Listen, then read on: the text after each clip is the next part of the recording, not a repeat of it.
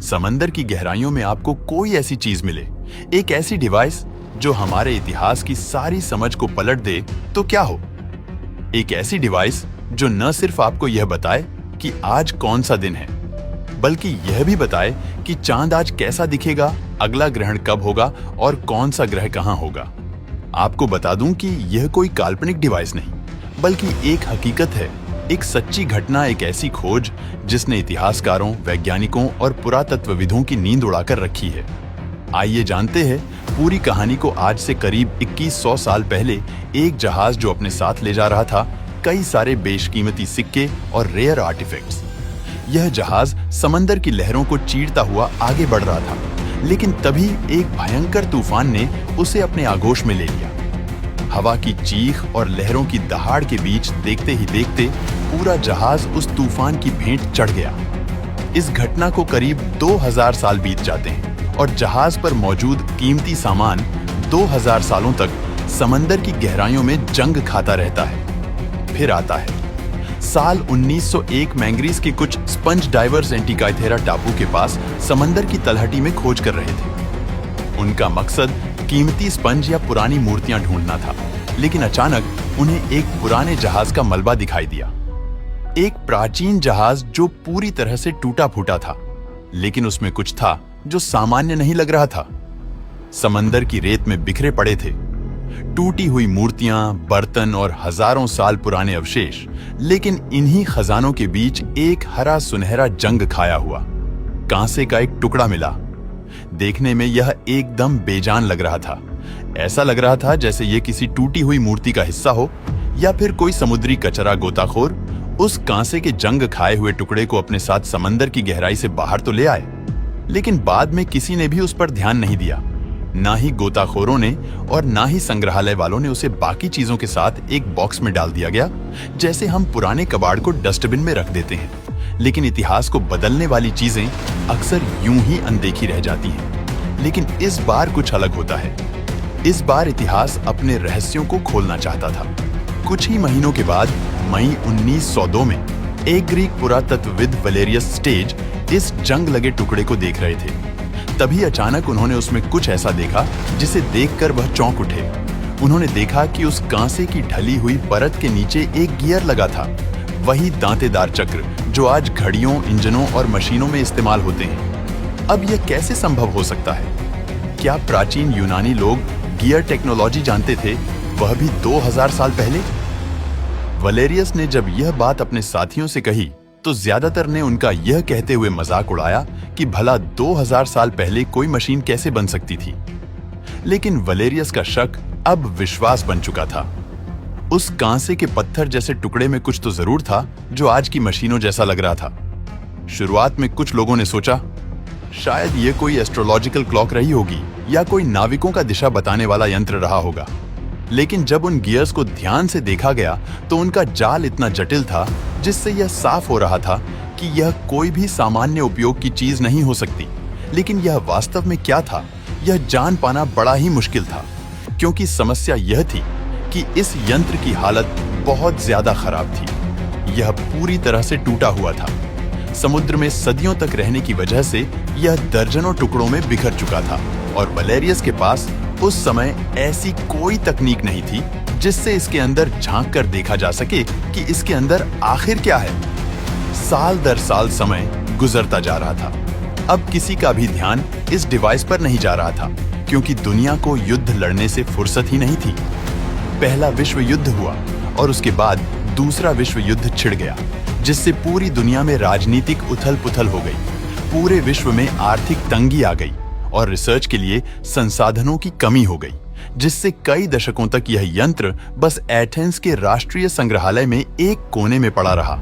कोई किताबों में उसका जिक्र नहीं करता। लेकिन साल 1950 के दशक में जब दुनिया एक बार फिर विज्ञान में तेजी से आगे बढ़ रही थी, तब इस यंत्र पर फिर से ध्यान गया। एक ब्रिटिश वैज्ञानिक और इतिहासकार थे, डेरिक जॉन डी सोला प्राइस, जो कि येल यूनिवर्सिटी में प्रोफेसर थे। उन्होंने एक दिन एंटीकाइथेरा मैकेनिज्म से जुड़े पुराने दस्तावेजों को देखा, जिसके बाद उनका चैन बैन सब भंग हो गया। कुछ तो था उस मशीन में जो उन्हें चैन से बैठने नहीं दे रहा था। उस एक रहस्यमय कांसे के टुकड़े ने उनके अंदर एक आग जला दी, एक ऐसा जुनून जिसने उन्हें सालों तक इस मशीन की गहराई में झांकने पर मजबूर कर दिया। लेकिन सवाल यह था कि इतनी नाजुक सी चीज को खोले बिना इसका अंदरूनी ढांचा कैसे देखा जाए। डेरेक प्राइस ने इस डिवाइस की गुत्थी को सुलझाने के लिए एक ग्रीक न्यूक्लियर वैज्ञानिक चारालाम्पोस काराकालोस के साथ मिलकर इस रहस्य को सुलझाने का विचार बनाया।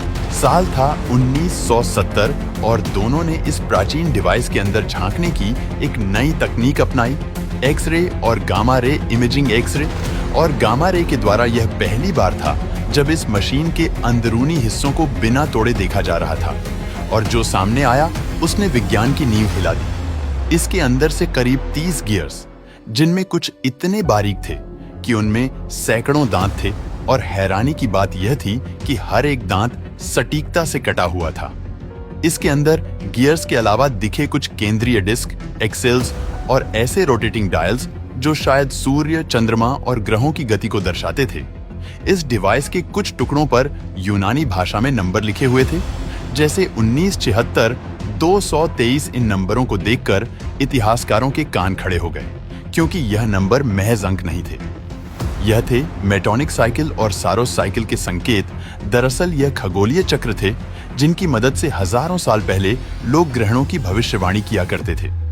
मेटोनिक साइकिल लगभग 19 सौर वर्षों का एक चक्र है, जिसमें चंद्रमा के चरण यानी लूनर फेज और तिथियां फिर से समान क्रम में आने लगते हैं। इसका मतलब है कि 19 वर्षों बाद चंद्रमा की तिथि, स्थान और चरण लगभग वैसी ही होती है जैसी 19 साल पहले थी।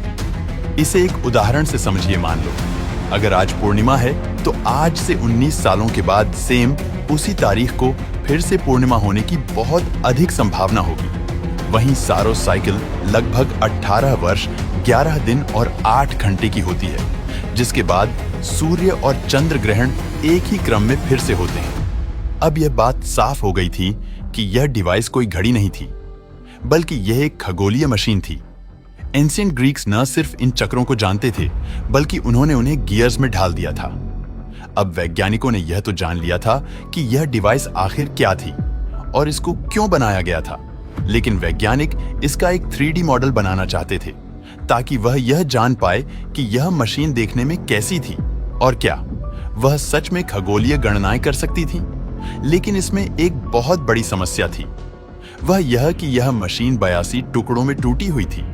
कई टुकड़े तो इतने छोटे और जंग लगे थे कि उन्हें पढ़ पाना बड़ा ही मुश्किल था।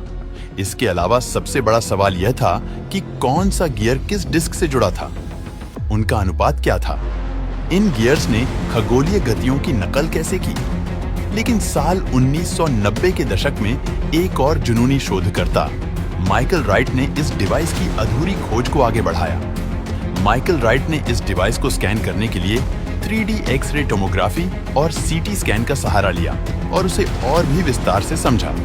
राइट ने अपनी खोज में दिखाया कि जैसा इस मशीन के बारे में पहले सोचा गया था, यह मशीन उससे भी कहीं ज्यादा जटिल थी। राइट के मॉडल से पता चला कि इस मशीन में मरकरी, वीनस, मार्स, जुपिटर और सैटर्न, इन 5 प्राचीन ग्रहों के लिए डिस्प्ले प्लेट्स भी मौजूद थी। यानी यह मशीन सिर्फ चंद्र और सूर्य नहीं, बल्कि पूरा ग्रह मंडल दिखाने वाला एक यंत्र था। 1990 के अंत और 2000 के शुरुआती वर्षों में अब एक बात तो तय हो चुकी थी कि एंटीकाइथेरा मैकेनिज्म कोई साधारण घड़ी नहीं, बल्कि एक पूर्ण रूप से काम करने वाला एनालॉग कंप्यूटर था। इसका केंद्र शायद पृथ्वी को दर्शाता था, जैसा कि प्राचीन यूनानी मानते थे।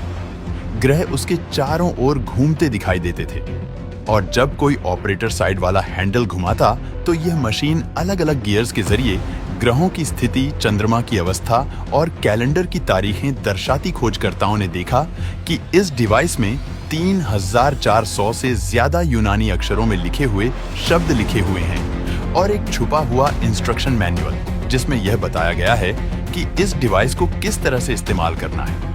अब सवाल यह आता है कि इतने उन्नत किस्म की मशीन को आज से 2000 साल पहले किसने बनाया था, जो आज भी एक रहस्य बना हुआ है।